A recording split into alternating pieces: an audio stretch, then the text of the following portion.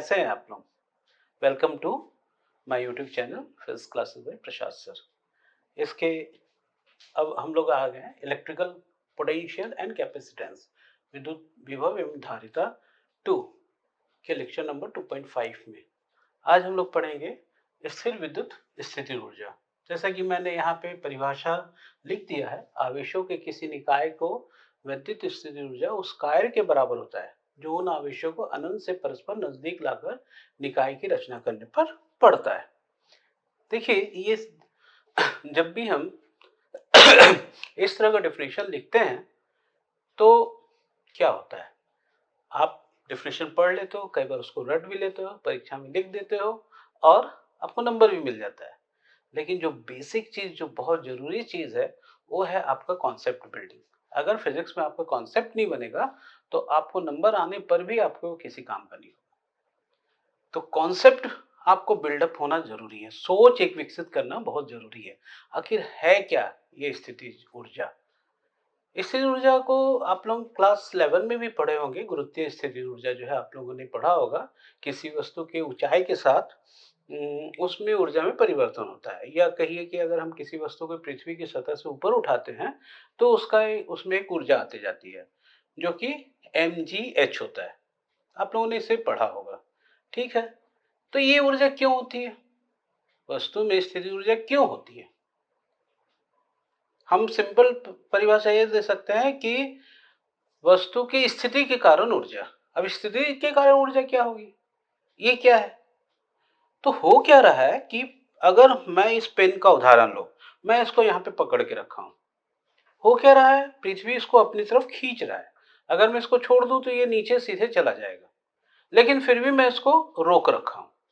तो रोक रखा हूं मतलब वास्तव में मैं ऐसा कोई मैकेनिकल वर्क नहीं कर रहा हूं, लेकिन गुरुत्वीय स्थिति ऊर्जा के विरुद्ध जो है मुझे इसको रोक के रखने के लिए जो है कुछ न कुछ एफर्ट लगाना पड़ रहा है, कुछ न कुछ कार्य करना पड़ रहा है। वही ऊर्जा जो है इसमें क्या होते जा रहा है, स्थिति ऊर्जा के रूप में जमा हो रहा है। मैंने इसको जमीन से उठाया और यहां तक लेके आया, इसमें जो ऊर्जा लगी उसे ही हम क्या, कोई भी ऊर्जा जो है बेकार तो जाएगा नहीं। तो हमने जो कार्य किया वो किस में जमा हो गया, इसमें ऊर्जा के रूप में जमा हो गया। इसी तरह से अगर मान लिया जाए दो आवेश है, एक प्लस Q1 आवेश है और दूसरा Q2 आवेश है, ये भी प्लस है मान लिया जाए, और दोनों के बीच की दूरी r है। तो क्या ये दोनों ऐसे ही स्थिर रहेगा क्या? अगर हम इसको फ्री छोड़ दें तो क्या स्थिर रहेगा? आप जान रहे हो कि दोनों के बीच में प्रतिकर्षण बल लगेगा, और प्रतिकर्षण बल के कारण क्या होगा, ये एक दूसरे से दूर जाना चाहेगा।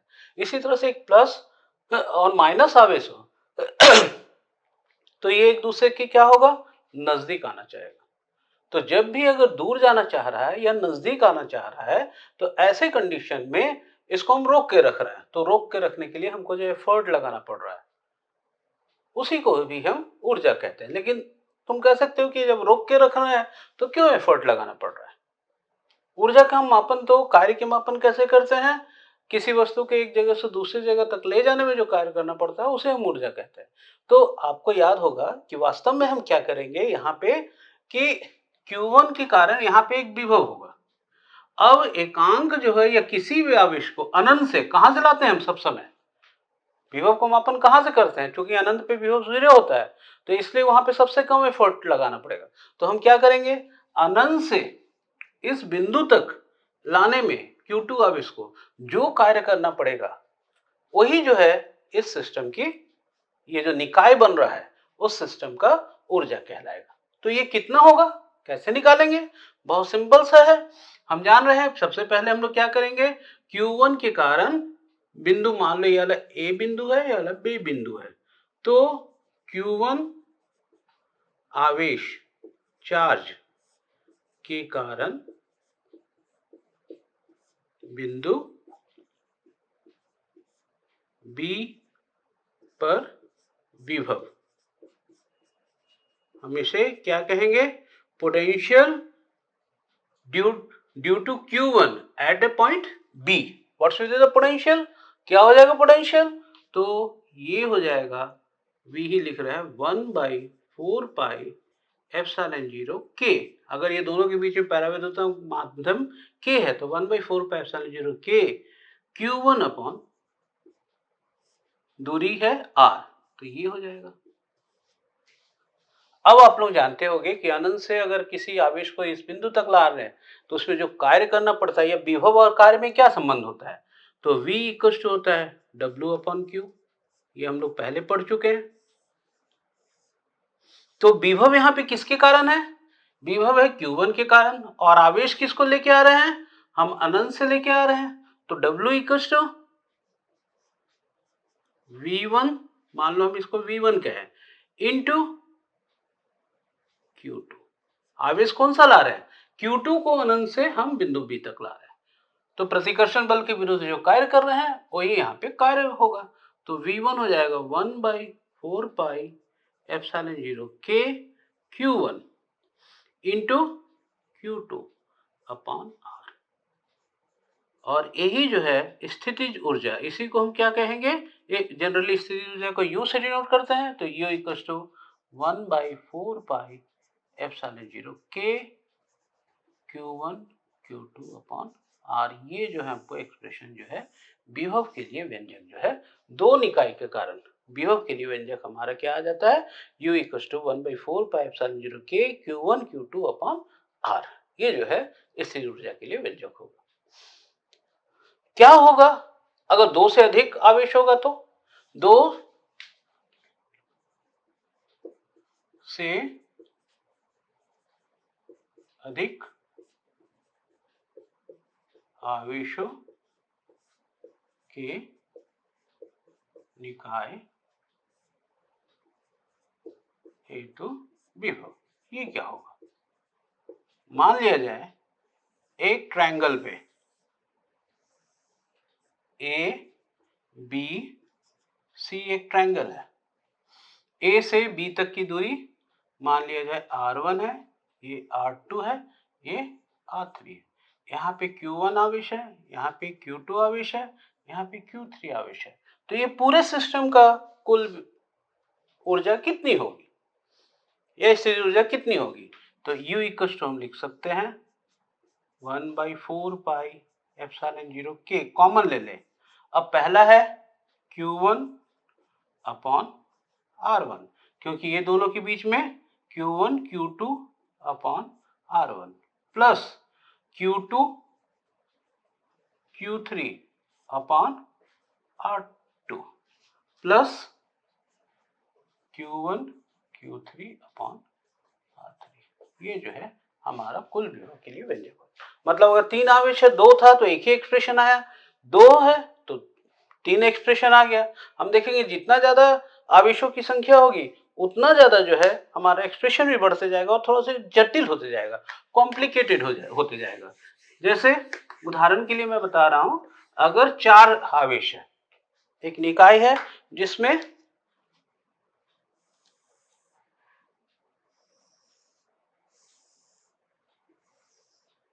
ए बी सी डी चार है। अब इस पे Q1 आवेश है, यहाँ पे Q2 है, ये Q3 है और ये Q4 है। चूंकि विभव अदिश राशि है इसलिए अगर प्लस है तो प्लस ले लेंगे, माइनस है तो माइनस ले लेंगे। तो अगर ये दूरी R1 है, ये R2 है, ये R3 है और ये R4 है, तो विभव के लिए व्यंजक क्या हो जाएगा, बहुत सिंपल है।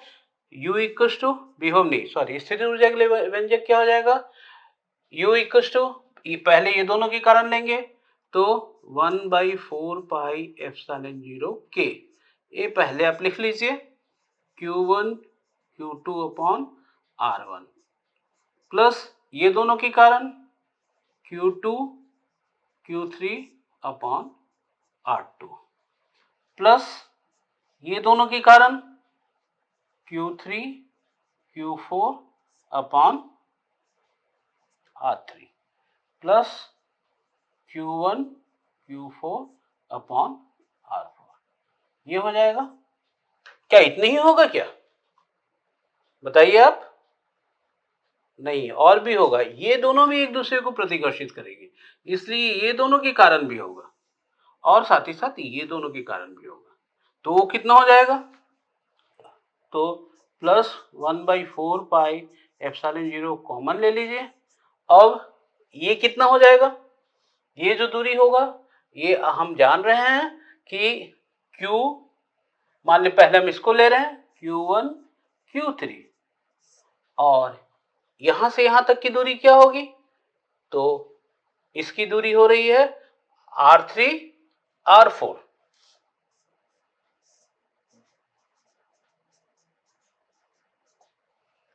Plus Q2 Q4 Q2 Q4 और ये R2 का होल स्क्वायर प्लस R3 का होल स्क्वायर। ये जो है हमारा पूरा वैल्यू जो है ये आ जाता है। कहने का मतलब जितना ज्यादा आवेशों की संख्या होती जाएगी उतना ज्यादा ये कॉम्प्लिकेटेड होते जाएगा और थोड़ा सा डिफिकल्ट होते जाएगा। तो ज्यादा आप लोगों को कॉम्प्लिकेटेड आता नहीं है, ज्यादा से ज्यादा 4 निकाय के कारण आएगा। और याद रखिएगा, अगर ये चारों निकाय के कारण Q1 Q2 अगर वर्ग होगा तो फिर ये इजी हो जाएगा। अगर स्क्वायर होगा तो यहाँ पे सब R1 R2 R3 सेम हो जाएगा, और यहाँ पे जो है ये √2R हो जाएगा, यहाँ पे भी √2R हो जाएगा, तो ये इजी हो जाएगा। तो इसमें बहुत ज्यादा नहीं है, आपको इसके ऊपर न्यूमेरिकल्स क्वेश्चन करना है। अब मैं एक दूसरा टॉपिक इसी में लेता हूं जो वो भी बहुत इंपॉर्टेंट है और आपके परीक्षा में पूछे जा सकते हैं।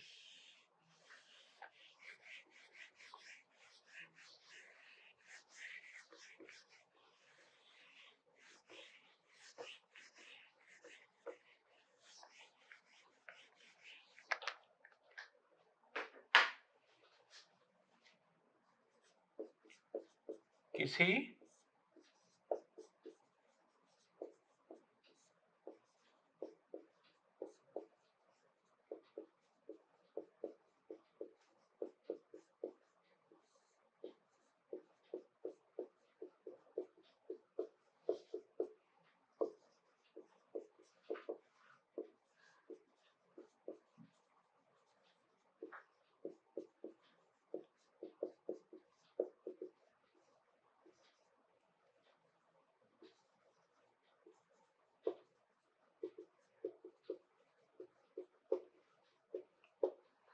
Motion of A charge particle in an electrical field क्या होगा? देखिए बहुत सिंपल है।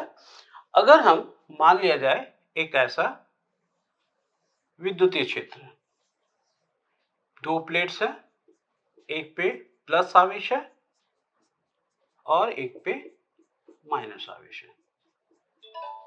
ये प्लेट ए है, ये प्लेट बी है, दोनों के बीच की दूरी मान लिया जाए डी है। हम जानते हैं बल रेखाएं प्लस से निकल करके माइनस की तरफ जाती है।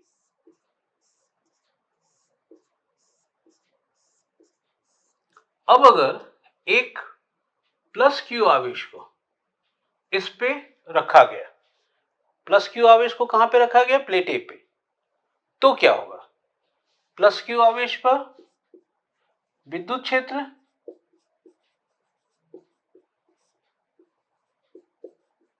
की तीव्रता ये कितनी है? E इक्वल्स टू, आप जान रहे हैं कि कहीं पे भी जो है अगर विद्युत क्षेत्र होती है तो मान लिया जाए इसको हम विद्युत क्षेत्र की तीव्रता को E ले रहे हैं। आवेश इक्वल्स टू Q है, तो आवेश पर विद्युत क्षेत्र के कारण बल कितना लगेगा? Force on the charge due to the electrical field. तो F इक्वल्स टू हम जान रहे हैं QE। नाउ अगर आवेश का द्रव्यमान और m है तो आवेश का त्वरण एक्सेलरेशन कितना हो जाएगा? A equals to F upon m, that is equals to QE upon m। इस एक्सेलरेशन से तुरंत से ये आवेश जो है इधर से इधर की तरफ चलेगा। जब यहां से निकल करके यहां पहुंचेगा तो इसका वेग कितना होगा, इसका वेलोसिटी कितना होगा। वेलोसिटी प्लेट बी पर आवेश का वेग, velocity of the charge q at plate B. तो वेलोसिटी क्या हो जाएगा, आप इसको लेंगे v square equal to u square plus 2as। इस फॉर्मूले को आप यूज करेंगे, जहां v अंतिम वेग है, u आरंभिक वेग है, 2as इसका डिस्टेंस और एक्सेलरेशन है। तो v स्क्वायर इनिशियल वेग, इसको जस्ट स्टार्ट किया गया इसलिए 0 है। 2a बराबर हमने क्या निकाला, QE अपॉन m, और दोनों प्लेट्स के बीच की दूरी कितनी है, तो ये d है। तो ये so v square equals to √2QE d upon m। याद रखिए कि कई बार आपको इसके ऊपर जो है न्यूमेरिकल्स क्वेश्चन पूछे जा सकते हैं। अब आप जानते होंगे कि पोटेंशियल v इक्वल्स टू होता है E इंटू डी, तीव्रता गुणित दूरी। तो स्मॉल v इक्वल्स टू हम लिख सकते हैं 2Q capital V upon m। ये फोर्स हो गया। तो गतिज ऊर्जा कितनी होगी, आवेश की गतिज ऊर्जा kinetic, then the kinetic energy of the charge क्या हो जाएगा, ये बराबर हो जाएगा U equals to half m v square होता है, हाफ m, जहां m जो है आवेश के द्रव्यमान है, और v स्क्वायर इक्वल्स टू क्या हो जाएगा, इसका जो रूट है वो हट जाएगा, 2QV अपॉन m। तो 2 से 2 कैंसिल हो गया, m से m कैंसिल हो गया, ये हो जाएगा QV। यहाँ पे याद रखिए V जो है पोटेंशियल है, न कि ये गतिज है, गति है। तो U गति ऊर्जा इक्वल्स टू QV, ये हमको फॉर्मूला मिलता है, याद रखिए। अगर यहाँ पे ये आवेश की जगह एक इलेक्ट्रॉन हो तो U इक्वल्स टू क्या हो जाएगा, E इज टू V। अगर एक इलेक्ट्रॉन को इस बिंदु से एक यहां तक ले जाया जाए तो उसकी जो ऊर्जा होगी वो कितना हो जाएगा, U equals to E into V जो होगा। इसी से ऊर्जा की एक नई इकाई आती है जिसे कहते हैं इलेक्ट्रॉन वोल्ट।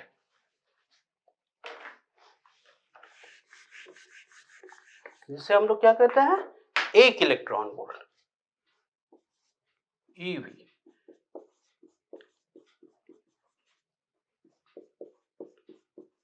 किसी एक इलेक्ट्रॉन को 1 वोल्ट विभवांतर से अगर उसको त्वरित किया जाए तो उसमें जो ऊर्जा होगी उसे 1 इलेक्ट्रॉन वोल्ट कहेंगे, और 1 इलेक्ट्रॉन वोल्ट याद रखेंगे 1.6 इंटू 10⁻⁻19 जूल्स के बराबर होता है।